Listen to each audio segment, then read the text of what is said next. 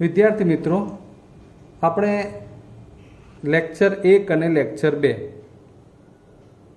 આ બંને લેક્ચરમાં યુક્લિડની ભાગવિધિમાંથી એની થિયરીનો પરિચય મેળવ્યો હતો કે જેમાં વ્યાખ્યાઓ, અવ્યાખ્યાયિત પદો, સ્વયંસિદ્ધ સત્યો અને પૂર્વધારણાઓ બરાબર છે. હવે એ આધારિત આપણે આ સ્વાધ્યાય 5.1નો આપણે આજે અભ્યાસ કરવાનો છે. તો આવો જોઈએ. એમાં પહેલા પ્રશ્નમાં કેટલાક ખરા ખોટા એટલે કે સત્ય કે વિધાન અસત્ય છે એવું કહેવાનું છે. આપણે સીધી વિધાન ઉપર નજર નાખીએ. પહેલું વિધાન છે, એક બિંદુમાંથી પસાર થતી માત્ર એક રેખા દોરી શકાય છે. તમે જોઈ શકો છો અહીંયા આગળ આ એક જ બિંદુમાંથી પસાર થતી ઘણી બધી રેખાઓ છે. એક નહીં, ઘણી બધી, અસંખ્ય. એટલે સીધું કહી શકાય કે આ વિધાન અસત્ય છે. બે ભિન્ન બિંદુઓમાંથી પસાર થતી અસંખ્ય રેખાઓ હોય છે. બે ભિન્ન બિંદુમાંથી પસાર કરવી હોય તો કેટલી રેખાઓ પસાર થઈ શકે એની આ આકૃતિ છે. જુઓ, બિંદુ P અને બિંદુ Q. વ્યક્તિગત રીતે તમે વિચારો તો એકલા P બિંદુમાંથી આ ઘણી બધી રેખાઓ પસાર થઈ છે. એકલા Qમાંથી પણ આ ઘણી બધી રેખાઓ પસાર થઈ છે.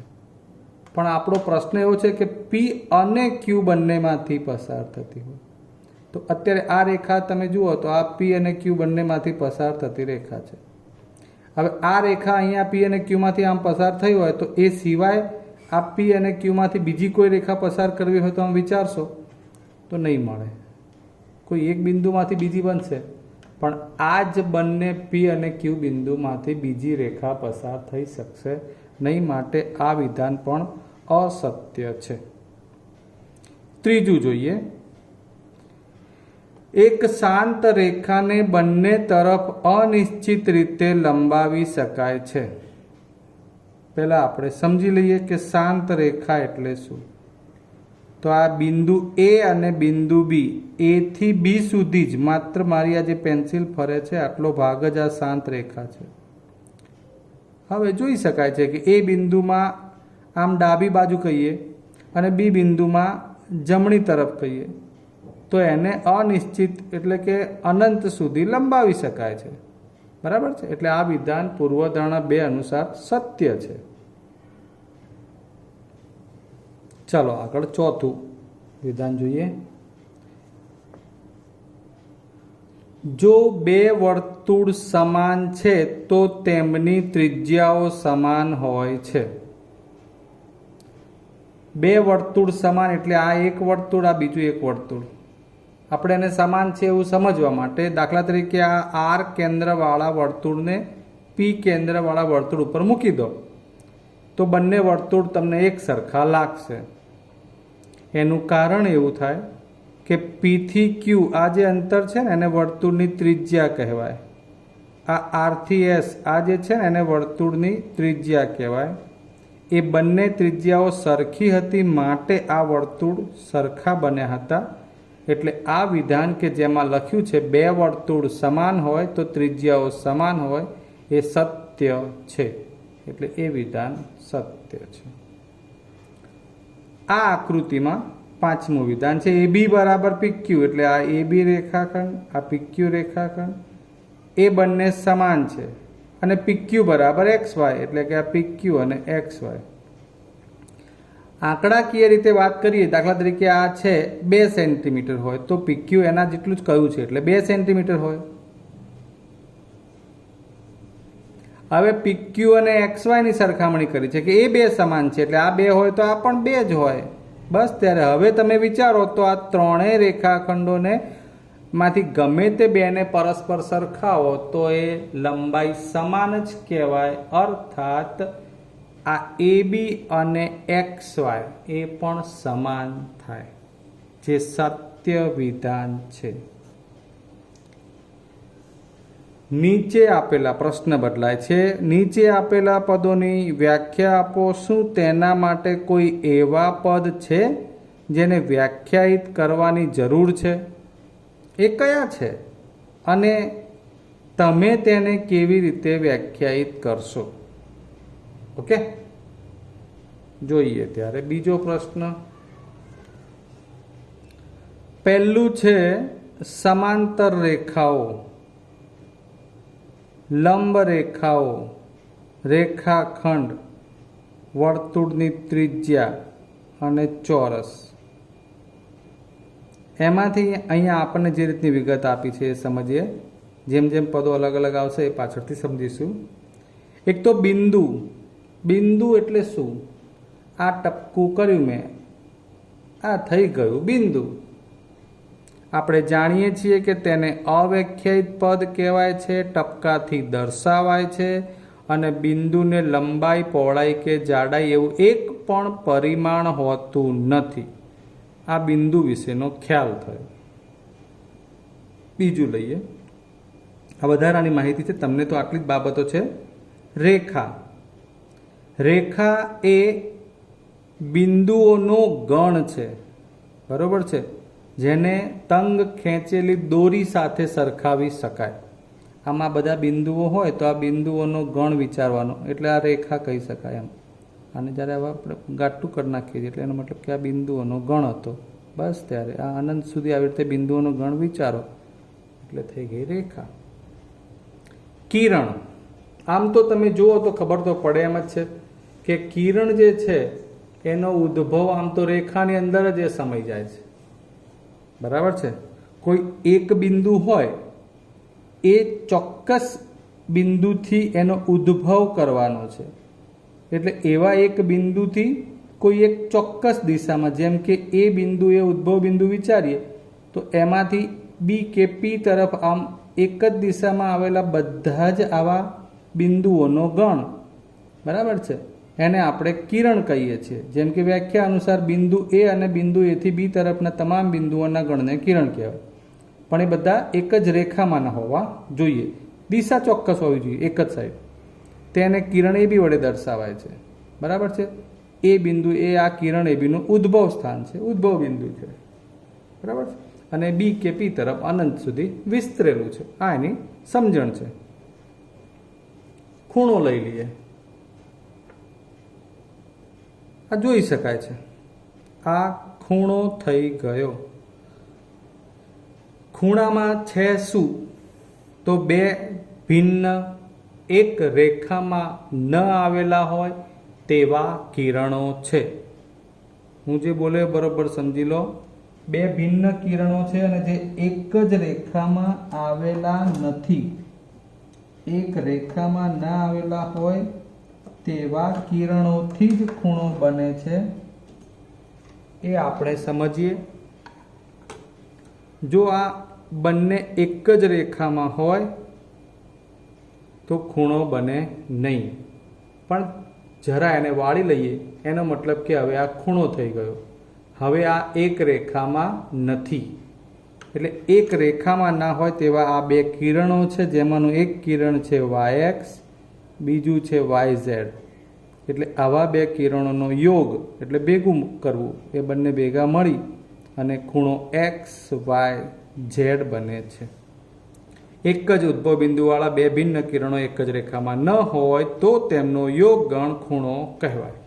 વ્યાખ્યા અંદર આપેલી છે, એના વિશેના લખાણની પણ વાત છે, એ તમે ચેક કરી લેજો.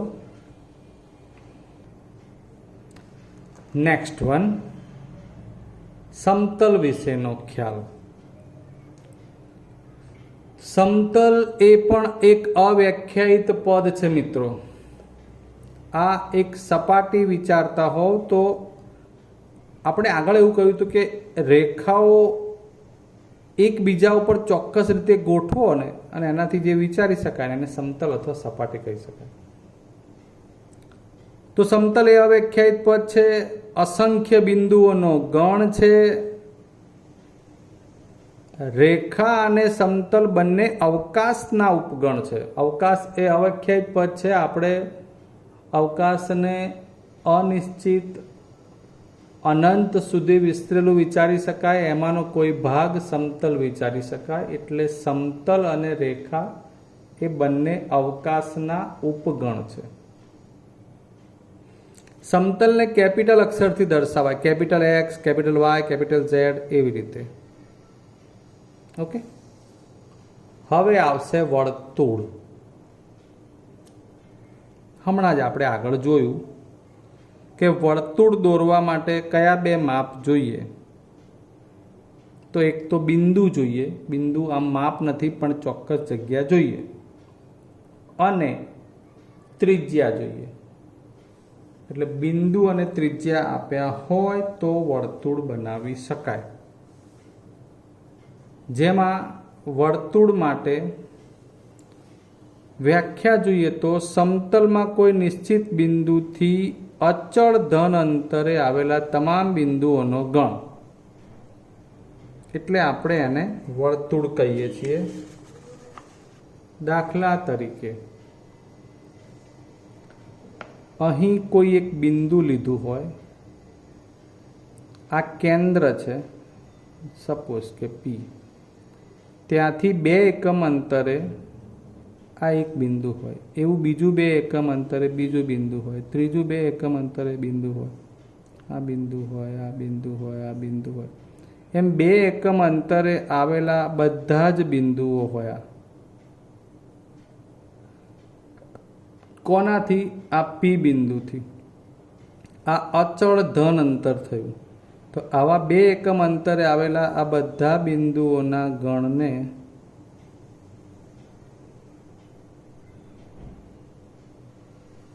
વર્તુળ કહેવાય. શું કહેવાશે? વર્તુળ. એટલે વર્તુળની વ્યાખ્યા એ રીતની છે, જેને કેન્દ્ર અને ત્રિજ્યા એમ કરીને આવી રીતે લખાય. અને વંચાય આગળ વર્તુળમાં અંદર ટપકું કર્યું છે, એક કેન્દ્ર બોલવા માટે હોય, પછી કૌંસ કરીને O ઓફ R, એટલે આને વર્તુળ કહીએ. વર્તુળ O કેન્દ્રિત R ત્રિજ્યાવાળું.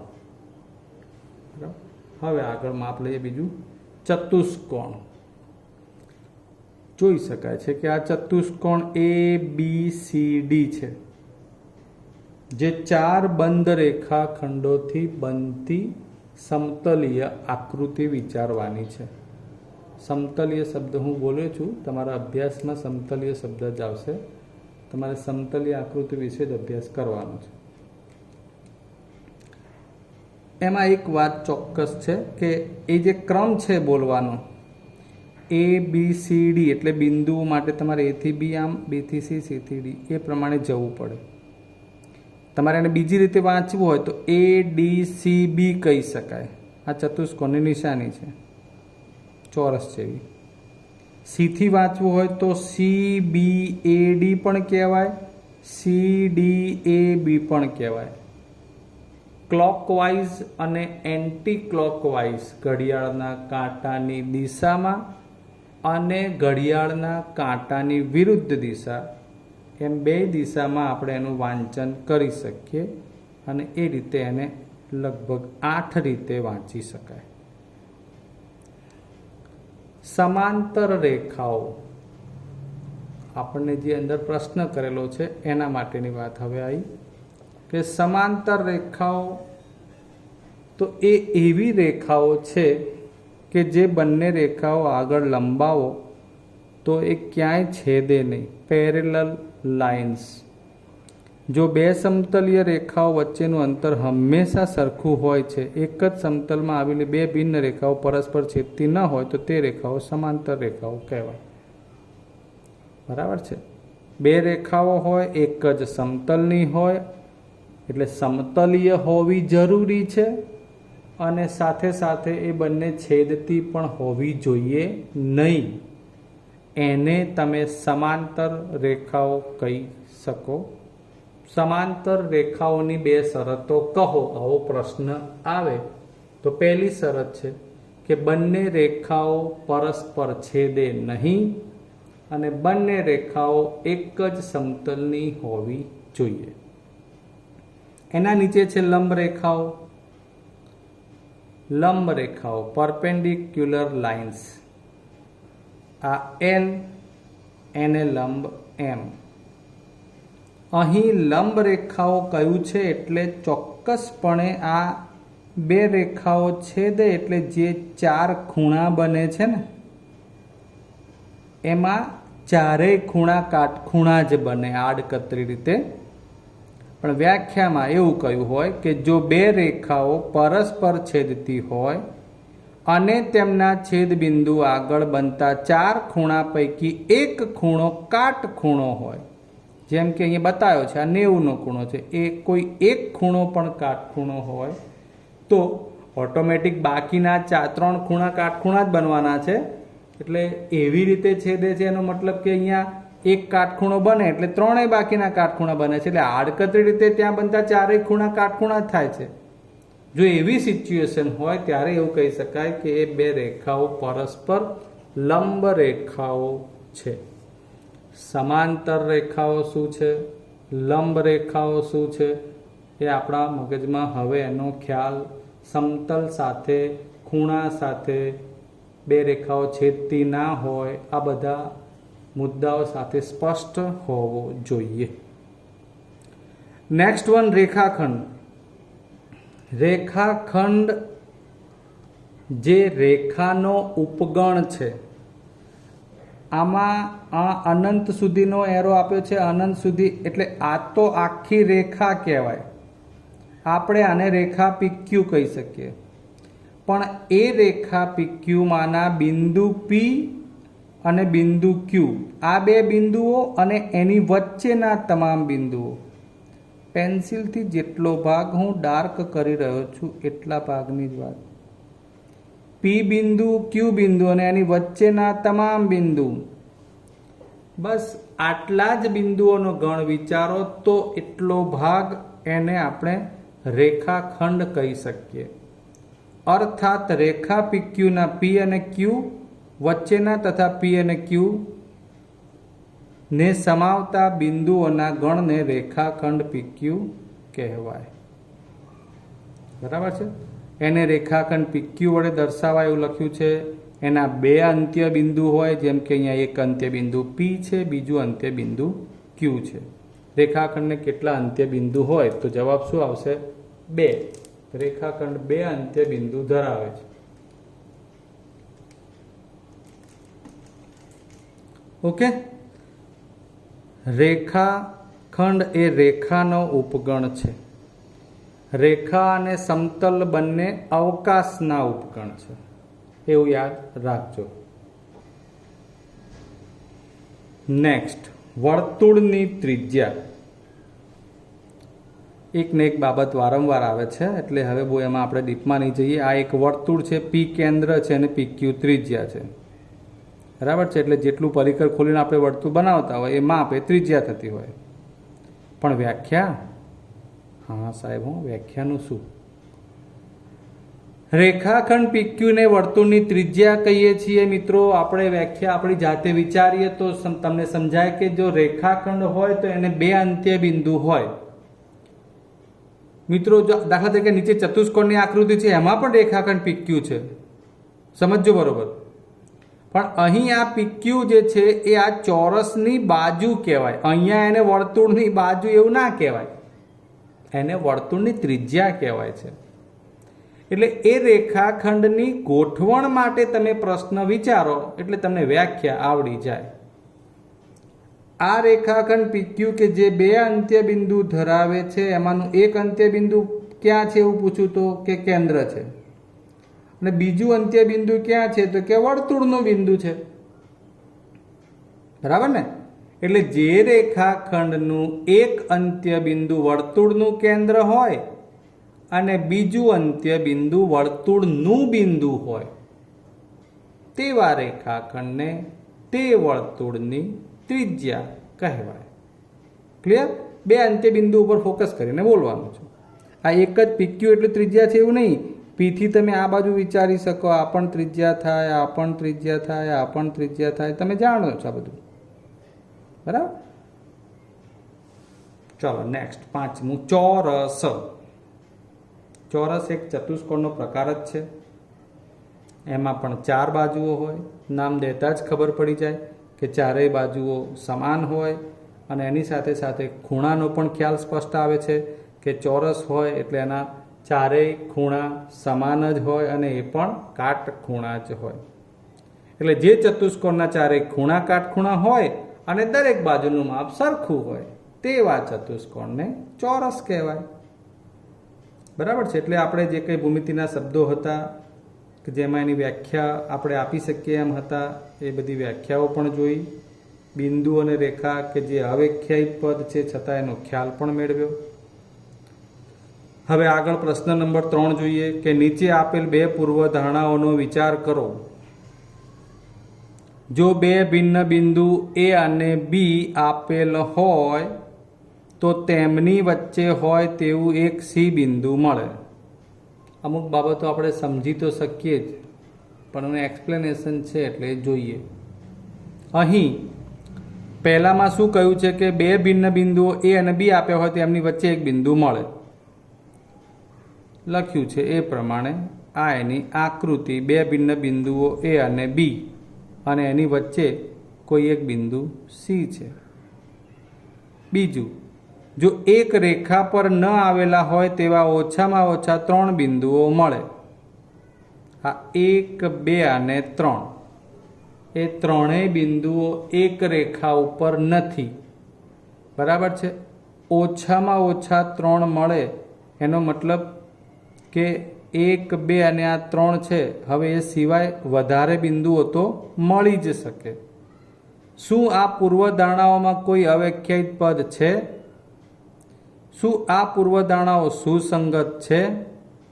શું આ પૂર્વધારણાઓ યુક્લિડની પૂર્વધારણાઓમાંથી મળે છે? એ સ્પષ્ટ કરો. તો પહેલાં તો જુઓ, આ પૂર્વધારણાઓમાં બિંદુ અને રેખા એ અવ્યાખ્યાયિત પદ છે. આપણે બિંદુ અને રેખાની વાત કરતા હોય તો એમાંથી બે પદ બને એ તો અવ્યાખ્યાયિત છે.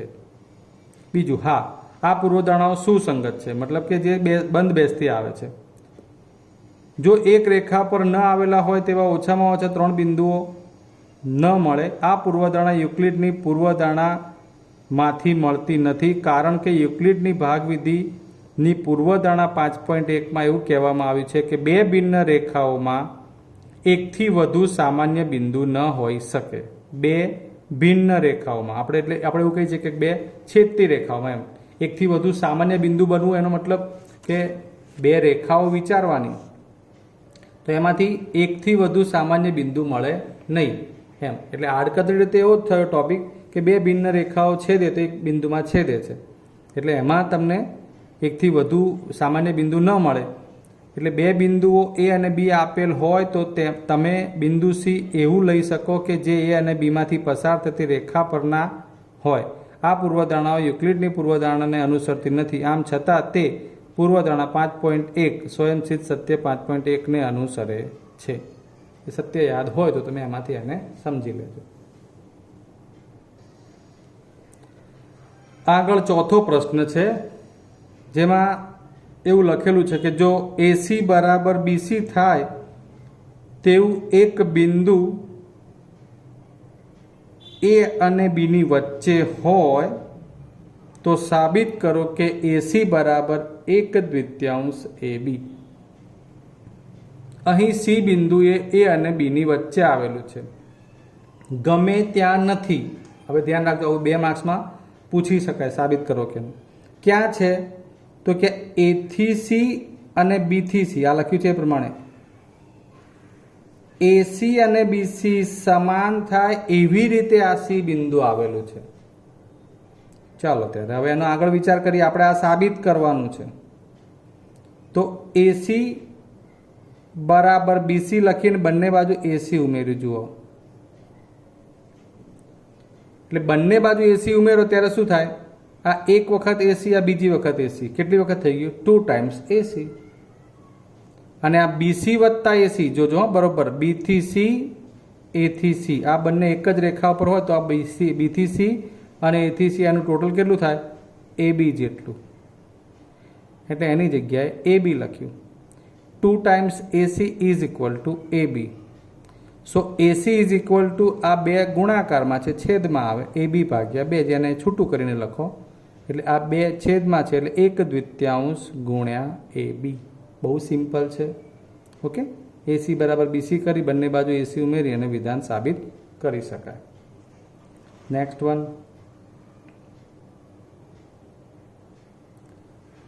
પ્રશ્ન 4 માં બિંદુ સી એ રેખાખંડ એબીનું એક મધ્ય બિંદુ કહેવાય છે. આપણે જોયું હતું આગળ આકૃતિ પ્રમાણે કે એમાં આ રીતે આકૃતિ હતી, આ એ, આ સી અને આ બી મધ્ય બિંદુ કહેવાય, કારણ કે અહીંથી આ અંતર અને આ અંતર સરખા છે. એ રીતની વાત છે. સી રેખાખંડ એબીનું એક મધ્ય બિંદુ કહેવાય. સાબિત કરો કે દરેક રેખાખંડને એક અને માત્ર એક જ મધ્ય બિંદુ હોય. બહુ સરસ પ્રશ્ન છે મિત્રો. આ જ બાબત ભૂમિતિમાં સમજવાની છે. તમને ખબર તો છે જ કે આ એબી રેખાખંડમાં આ સી બિંદુથી આ અંતર અને આ અંતર સરખા છે, અને એવું કહેવાનું છે કે આ મધ્ય બિંદુ હોય અને એ એક જ હોય. જોઈએ ત્યારે એટલે એકચ્યુઅલમાં એને સાબિત કરવા માટે અહીંયા આગળ બીજું વસ્તુ વિચારી છે કે એવું આપણે વિચારીએ કે ચલો કે રેખાખંડ એબી ઉપર સી અને ડી એવા બે મધ્ય બિંદુ છે, એવું વિચાર્યું. ઓકે, હવે માત્ર રેખાખંડ એ થી સી નો વિચાર કરીએ કે સી જો મધ્ય બિંદુ હોય તો આપણે આગળ સૂત્ર જોયું એ પ્રમાણે એસી અંતર એ એબીનું અડધું થાય, બરાબર છે. અને ડી મધ્ય બિંદુ હોય તો એડી અંતર એ 1/2 એબી જેટલું થાય. અહીંયા સી મધ્ય બિંદુ હોય તો, અને અહીંયા ડી મધ્ય બિંદુ હોય તો, હવે એનો મતલબ કે 1/2 એબી અને 1/2 એબી, બરાબર છે. હવે પરિણામ 1 અને 2 એની બાદબાકી લીધી છે. 2 માંથી 1 ને બાદ કર્યું. જો આ એડી માઇનસ એસી, સમજો આ 2 નંબરનું પરિણામ છે એડી વાળું, 1 નંબરનું એસી વાળું. એડી માઇનસ એસી બરાબર એડીનું પરિણામ હતું 1/2 એબી માઇનસ આ પાછું ફરી 1/2 એબી. 1 માંથી 2 બાદ કરશો કે 2 માંથી 1, પણ અહીંયા એડી માઇનસ એસી એટલે તમે સમજો તો ખબર પડે. આ લખ્યું છે એ પ્રમાણે આગળ પાછળ સીડી છે એટલે એડી માઇનસ એસી એટલે શું વધે? સીડી. તો આ સીડી અંતર છે 0 આવ્યું, કારણ કે આ ઉડી જાય, સરખું હતું.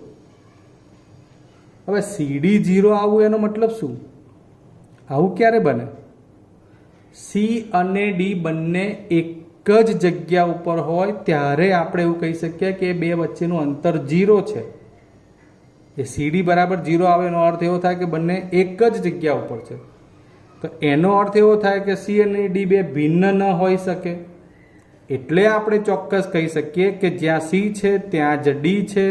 અર્થાત રેખાખંડ માટે સી અને ડી મધ્ય બિંદુ ધાર્યા હતા, જે બે વિચાર્યા હતા, પણ બે મધ્ય બિંદુ બને નહીં, એવું આપણે આ લખાણથી સાબિત કર્યું કહેવાય. ખરા અર્થમાં એને લખાણથી સાબિત કરવું એ મહત્વની વાત હતી. ક્લિયર? એટલે કોઈ પણ રેખાખંડને મધ્ય બિંદુ કેટલા હોય તો એનો જવાબ છે 1 જ. આ બધા દાખલા એ તમને પરીક્ષામાં લખવા માટે તો પૂછી શકાય એવા છે જ, બરાબર. છઠ્ઠો પ્રશ્ન જોઈએ. એમાં આકૃતિ આપી છે અને એવું કહ્યું છે કે એસી બરાબર બીડી. આ એસી આ બીડી એટલે એ થી સી અંતર અને બી થી ડી અંતર આ સમાન હોય તો સાબિત કરો કે એ બી બરાબર સીડી. મેં એને બહુ જ ટૂંકમાં લખીને બતાવ્યું છે તમને. જુઓ, એસી બરાબર બીડી આવું આપ્યું છે. હવે એ થી સી છે ને એમાં બે ટુકડા છે, એ બી બીસી, એટલે મેં લખ્યું એ બી વત્તા બીસી.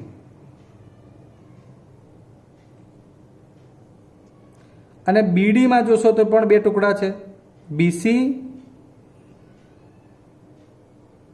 અને સીડી. ઓકે, એટલે જે આખું માપ છે એના જે ટુકડા હતા એને આપણે વિભાજિત કરી દીધા. આપેલ શું છે? એસી બરાબર બીડી. એસીની જગ્યાએ શું લખ્યું? એ બી વત્તા બીસી. બીડીની જગ્યાએ શું લખ્યું? બીસી વત્તા સીડી. હવે બંને બાજુ સરખું શું છે? બીસી. લોપ કરી દો. વધ્યું શું?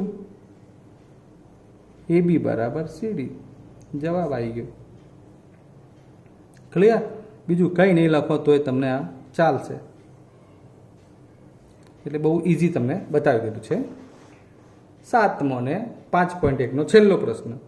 યુક્લિડના સ્વયંસિદ્ધ સત્યોની યાદીમાં આપેલ સ્વયંસિદ્ધ સત્ય 5 એક સનાતન સત્ય કેમ માનવામાં આવે છે? યાદ રાખો કે આ પ્રશ્ન 5મી પૂર્વધારણા સાથે સંબંધિત નથી. કંઈ વાંધો નહીં. યુક્લિડનો સ્વયંસિદ્ધ સત્યોની યાદીમાં આપેલ સ્વયંસિદ્ધ સત્ય 5 એમાં એવું વિધાન છે કે આખું એ તેના ભાગ કરતાં મોટું હોય છે. આપણે આગળ એક ટુકડો કરીને બતાવ્યો હતો એમાંથી કે એક ચોરસ હોય એમાંથી નાનો ટુકડો કાપીને આપણે અલગથી વિચારીએ તો એ ટુકડા કરતાં તો ચોરસ મૂળ જે છે એ તો મોટો જ હોય. તો આ વિધાન બધી બાબતની માટે દુનિયામાં કોઈ પણ જગ્યાએ સત્ય લાગુ પડે એટલે આપણે એને સનાતન સત્ય વિધાન કહી શકીએ. ક્લિયર મિત્રો? તો હવે આઈ થિંક તમારું સ્વાધ્યાય 5.1 અહીં પૂર્ણ થાય છે. તો હવે આપણે આગળ 5.2ની થિયરી સમજીશું અને પછી 5.2 જોઈશું. ક્લિયર? જય હિન્દ.